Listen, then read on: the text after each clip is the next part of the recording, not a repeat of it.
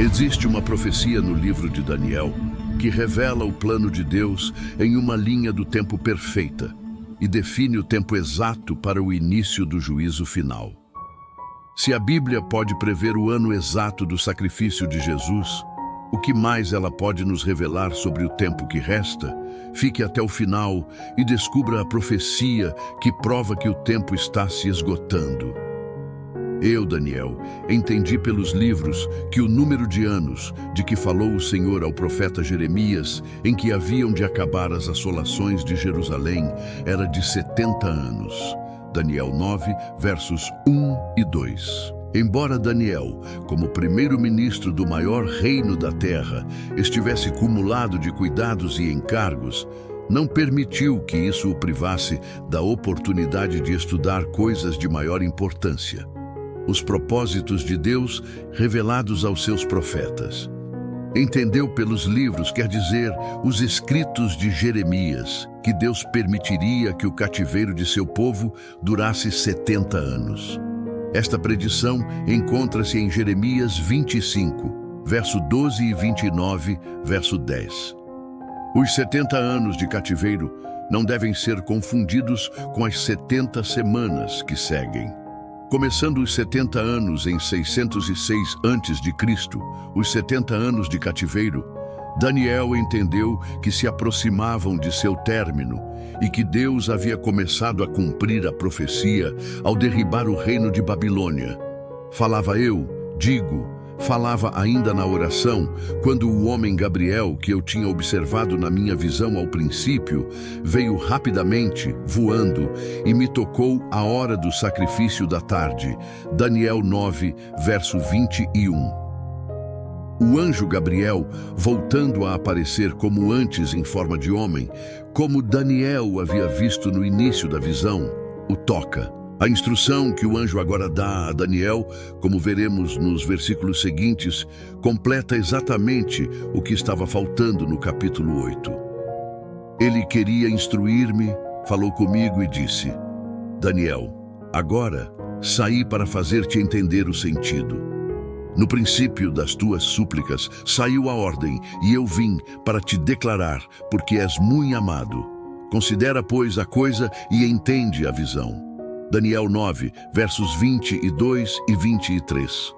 Naquela visão se apresentaram 4 coisas destacadas: o carneiro, o bode, o chifre pequeno, o período de 2.300 dias. Os símbolos do carneiro, do bode e do chifre pequeno foram explicados, mas nada se disse do período de tempo.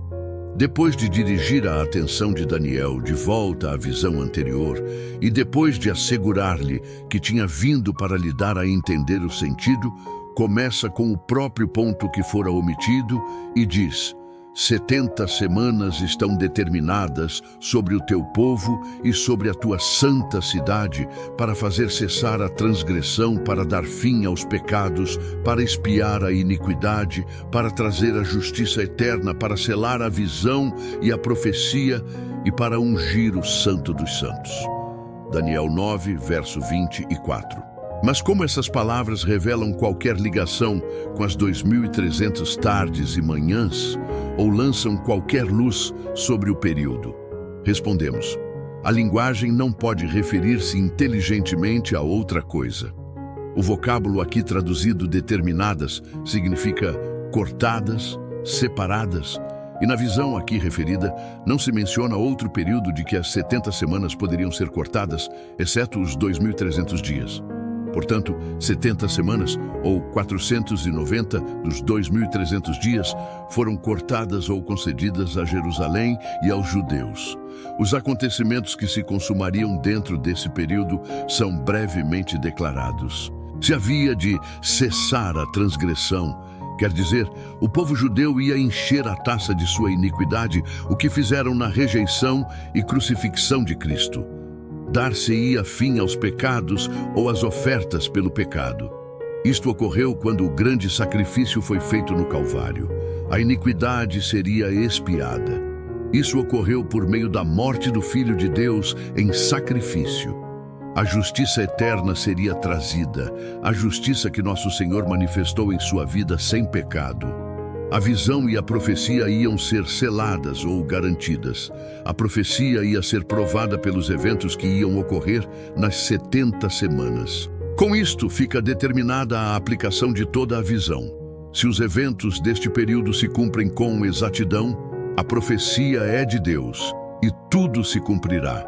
Usando a regra de que, em profecia, um dia equivale a um ano, e se estas 70 semanas se cumprem como semanas de anos, então os 2.300 dias, dos quais elas são uma parte, são outros tantos anos.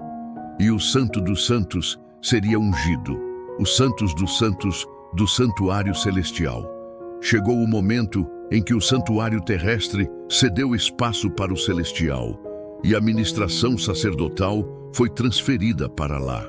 O último acontecimento das 70 semanas aqui destacado é a unção do tabernáculo celestial, ou o início da ministração ali pelo nosso grande sumo sacerdote. Essa primeira divisão das 2.300 tardes e manhãs, isto é, o final dos 490 anos, nos leva ao início do serviço no primeiro compartimento do santuário celestial, isto é, Jesus intercedendo pela raça humana. Assim como o final do período inteiro das 2.300 tardes e manhãs nos leva ao início do serviço no segundo compartimento, ou o lugar santíssimo desse santuário, isto é, Jesus iniciando a segunda fase do seu ministério, o juízo investigativo e a obra de purificação do santuário.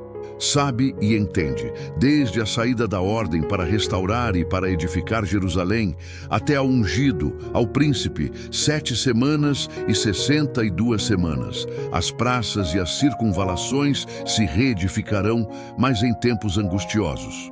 Daniel 9, verso 25. O anjo relata então a Daniel o evento que deve assinalar o início das 70 semanas. Deviam partir da data em que se proclamara a ordem para restaurar e edificar Jerusalém. Mas, sobretudo, o período das 70 semanas se divide em 3 grandes partes. Uma destas, por sua vez, se subdivide e se indicam os eventos intermediários que haveriam de assinalar o término de cada uma destas divisões. Se pudermos achar uma data que se harmonize com todos estes eventos, teremos indubitavelmente a verdadeira aplicação, pois nenhuma data, senão a correta, poderia satisfazer e cumprir tantas condições. Devemos achar, no início do período, uma ordem para restaurar e edificar Jerusalém. 7 semanas deviam ser dedicadas a esta obra de restauração.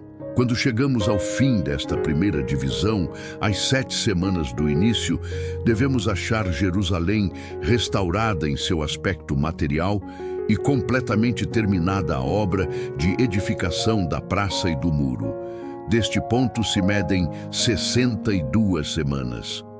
Depois das 62 semanas, será morto o ungido e já não estará.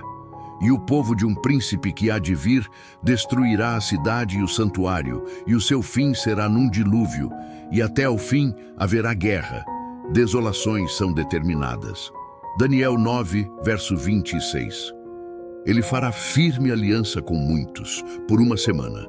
Na metade da semana, fará cessar o sacrifício e a oferta de manjares. Sobre a asa das abominações virá o assolador, até que a destruição, que está determinada, se derrame sobre ele. Daniel 9, verso 27. Quando chegamos ao fim desta divisão, 69 semanas do início, vemos a manifestação do Messias, o príncipe diante do mundo. Temos mais uma semana e se completam as 70. No meio dessa última semana, o Messias há de ser cortado e fará cessar o sacrifício e a oferta de manjares. Ao terminar este período concedido aos judeus como tempo durante o qual seriam o povo especial de Deus, veremos naturalmente como passa a outro povo a bênção e a obra de Deus. Averiguaremos agora a data inicial que se harmoniza com todos esses pormenores. A ordem referente a Jerusalém havia de incluir algo mais que sua simples construção. Era necessário haver restauração. Por esse processo, devemos entender todas as formas e regras da sociedade civil, política e jurídica. Quando é que tal ordem foi promulgada? Na época em que essas palavras foram proferidas a Daniel, Jerusalém se encontrava em total desolação e assim permaneceu por 70 anos. A restauração futura deveria ser sua restauração dessa desolação. Perguntamos então, quando e como Jerusalém foi restaurada depois dos 70 anos de cativeiro? Há 4 eventos que podem ser considerados como a ordem para restaurar e edificar Jerusalém. Primeiro, o decreto de Ciro para reedificar a casa de Deus, em 536 a.C., Esdras 1:1-4.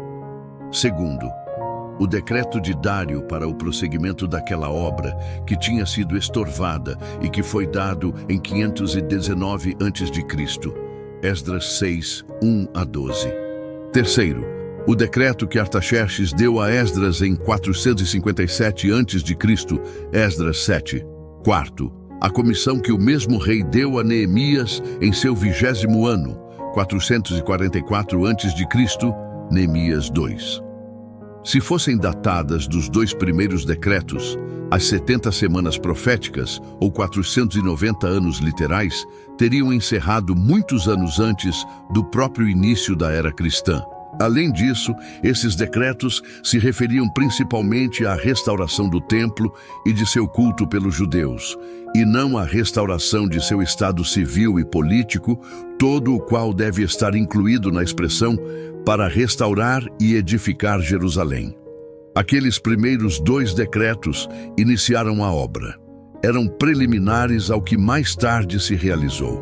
Mas por si mesmos não bastavam para satisfazer os requisitos da profecia, nem por suas datas, nem por sua natureza. Sendo assim deficientes, não podem considerar-se como ponto de partida para as 70 semanas. A única questão que nos resta é referente aos decretos que foram concedidos a Esdras e a Neemias, respectivamente. Os fatos entre os quais havemos de decidir são, em resumo, os seguintes. Em 457 a.C., o imperador persa Artaxerxes Longímano concedeu a Esdras um decreto para que subisse a Jerusalém com tantos representantes de seu povo quantos quisessem ir. A permissão lhe outorgava ilimitada quantidade de tesouros para embelezar a casa de Deus, para proporcionar oferendas para seu serviço e fazer tudo o mais que bem lhe parecesse. Facultava-lhe ordenar leis, estabelecer magistrados e juízes e executar punições até de morte. Em outras palavras, restaurar o Estado judeu no civil e eclesiástico, de acordo com a lei de Deus e os antigos costumes daquele povo. A inspiração achou apropriado conservar este decreto, e achamos uma cópia perfeita e exata em Esdras 7. Este decreto não está escrito em hebraico, como o resto do livro de Esdras, mas em caldaico oficial, ou aramaico oriental. Assim, podemos consultar o documento original que autorizou Esdras a restaurar e edificar Jerusalém. 13 anos mais tarde, no 20º ano do mesmo rei, em 444 a.C., Neemias procurou e obteve permissão para subir a Jerusalém. Neemias 2. Mas não temos evidência de que fosse outra coisa mais que uma permissão oral. Era para ele individualmente, e nada se diz sobre os outros que houvessem de subir com ele. O rei lhe perguntou quanto duraria a viagem e quando voltaria.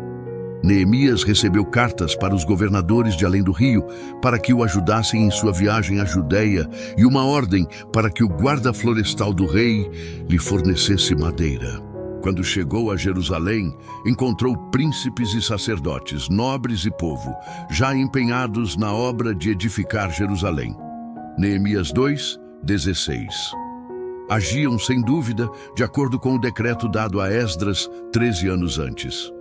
Finalmente, tendo chegado a Jerusalém, Neemias concluiu em 52 dias a obra que foi ali realizar. Neemias 6, 15. Portanto, parece difícil haver dúvidas a respeito de qual destas comissões, a de Esdras ou a de Neemias, constitui o decreto para a restauração de Jerusalém. Se o cálculo se inicia com a incumbência dada a Neemias em 444 a.C., ficam deslocadas todas as datas que se encontrarem nesse período, porque desde o ano 444 a.C., os tempos angustiosos que acompanhariam a construção da praça e do muro não durariam 7 semanas, ou 49 anos. Se partirmos daquela data, as 69 semanas, ou 483 anos, que haviam de estender-se até o Messias, o príncipe, nos levam até o ano 40 de nossa era.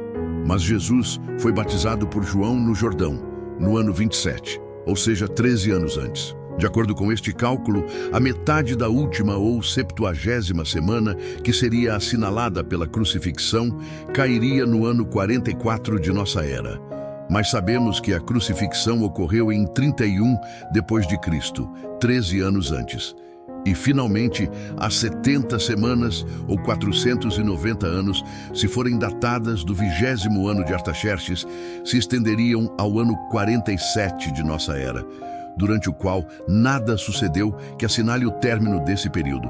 Assim, se o ano 444 a.C., em concessão a Neemias, fosse o evento que inicia as 70 semanas, a profecia seria falha. Fica evidente que o decreto outorgado a Esdras, no 7º ano de Artaxerxes, em 457 a.C., é o ponto de partida das 70 semanas. Nesse caso, 457 a.C. é nosso ponto de partida. Concediam-se 49 anos para a edificação da cidade e do muro. Então, a restauração da igreja e do Estado dos judeus em Jerusalém e na Judéia ficou plenamente concluída naquele último ano de reforma registrado no capítulo 13 de Neemias, do versículo 23 até o fim do capítulo, exatamente 49 anos depois que Esdras a iniciou no 7º ano de Artaxerxes Longímano. Isto sucedeu em 408 a.C. Até aqui encontramos harmonia.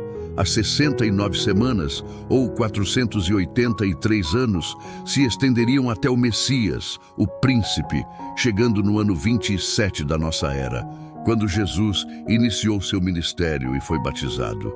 Além disso, o Messias ia confirmar o concerto com muitos por uma semana. Esta seria a última semana das 70, ou os últimos 7 anos dos 490.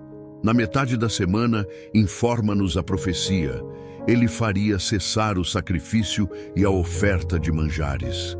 Os ritos judaicos, que apontavam a morte de Cristo, não cessariam antes da crucifixão. Nessa ocasião, quando o véu do templo se rasgou, chegaram ao fim. Embora se mantivessem a observância até a destruição de Jerusalém no ano 70 de nossa era. Depois de 62 semanas, segundo o registro, o Messias seria sacrificado. Era como se dissesse: depois de 62 semanas, na metade da 70ª, o Messias será tirado e fará cessar o sacrifício e a oferta de manjares. Portanto, a crucifixão fica definitivamente situada no meio da 70ª semana.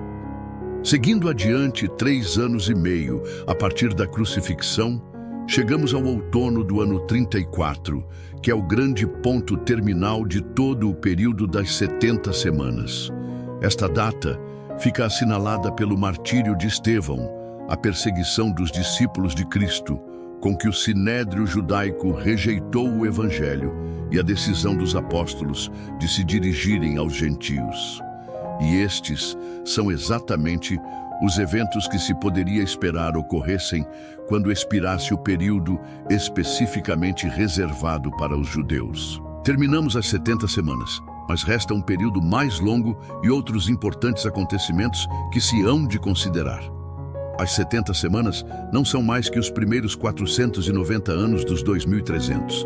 Subtraindo-se 490 anos de 2300, restam 1810. Como já vimos, esses 490 anos terminaram no outono de 34 depois de Cristo. Se a essa data acrescentarmos agora os restantes 1810 anos, chegaremos ao término de todo o período em 1844. Vemos, pois, com que celeridade e segurança encontramos a terminação dos 2.300 dias, uma vez que situamos as 70 semanas. Por que em 1844? Você está perguntando em que ano se chegaria ao final de um período de 2.300 anos, começando a contagem no ano 457 a.C. Se prestarmos atenção a um fato, toda dificuldade se esclarecerá. Para fazer esse cálculo, você deve subtrair o número de anos antes de Cristo do total de anos e como a contagem vai de 1 antes de Cristo para 1 depois de Cristo, não existe ano zero. Você precisa adicionar 1 ano ao resultado.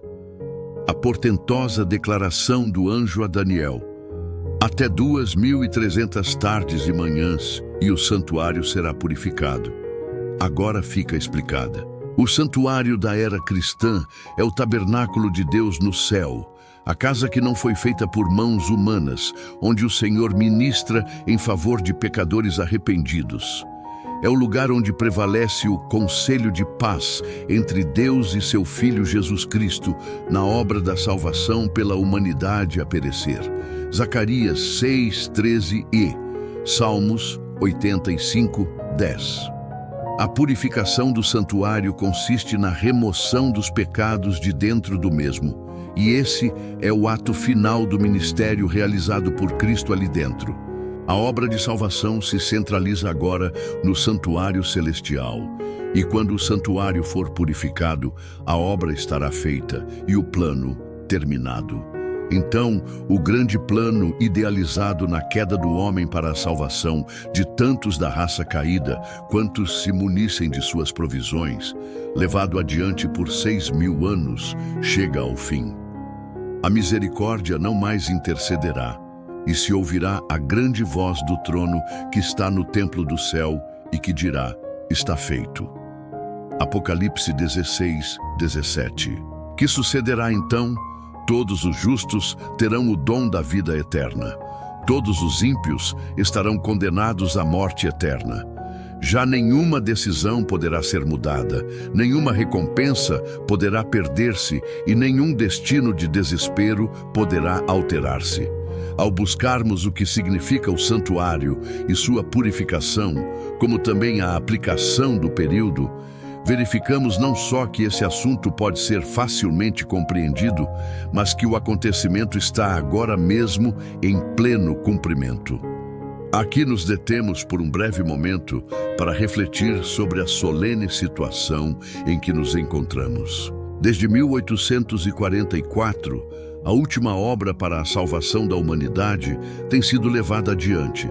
Esse trabalho envolve o exame de caráter de cada ser humano, pois consiste na remissão dos pecados dos que forem achados dignos de absolvição e determina quem dentre os mortos são dignos de ressuscitar e quem dentre os vivos será transformado por ocasião da vinda do Senhor, bem como aqueles que tanto dentre os vivos quanto dentre os mortos serão deixados para participar nas temíveis cenas da segunda morte. E todos podem ver que uma decisão como essa já deve ser tomada antes que o Senhor venha. O destino de cada um ficará determinado pelo que tiver feito no corpo, e cada um será recompensado conforme suas obras. 2 Coríntios 5, verso 10 e Apocalipse 22:12. Nos livros de registro dos escribas celestiais, encontram-se anotadas as ações de cada ser humano. Apocalipse 20, verso 12. Na obra final levada a cabo no santuário, esses registros são examinados e as decisões são tomadas de acordo com o que se encontra ali. Daniel 7, versos 9 e 10. É natural supor que o juízo começou com os primeiros membros da família humana, que seus casos foram examinados primeiro e uma decisão tomada a esse respeito, e assim sucessivamente com todos os mortos, geração após geração, em sucessão cronológica, até chegarmos à última, a geração dos vivos, com cujos casos a obra terminará. Ninguém pode saber quanto tempo levará para examinar os casos de todos os mortos, quão breve a obra chegará ao caso dos vivos. Esta obra solene está sendo realizada desde 1844. O grande plano da salvação está prestes a terminar. Os últimos preciosos anos do tempo da graça estão quase concluídos. O Senhor está prestes a vir para salvar quem se encontra pronto e vigilante, aguardando-o, e para exterminar os indiferentes e incrédulos. Que o povo de Deus, com a eternidade em vista, tome o cuidado de fugir da corrupção que contamina o mundo com suas concupiscências, preparando-se para passar no teste quando sua condição aparecer para ser examinada no grande tribunal celeste. Este assunto eleva-nos, como nenhum outro assunto, à realidade do juízo e revela o preparo que precisamos ter para resistirmos no dia que se aproxima. Mostra-nos que estamos vivendo no tempo de espera e coloca-nos em estado de vigilância, pois não sabemos quão rapidamente a obra será concluída e nosso Senhor virá. Vigie, para que ele não venha subitamente e o encontre dormindo.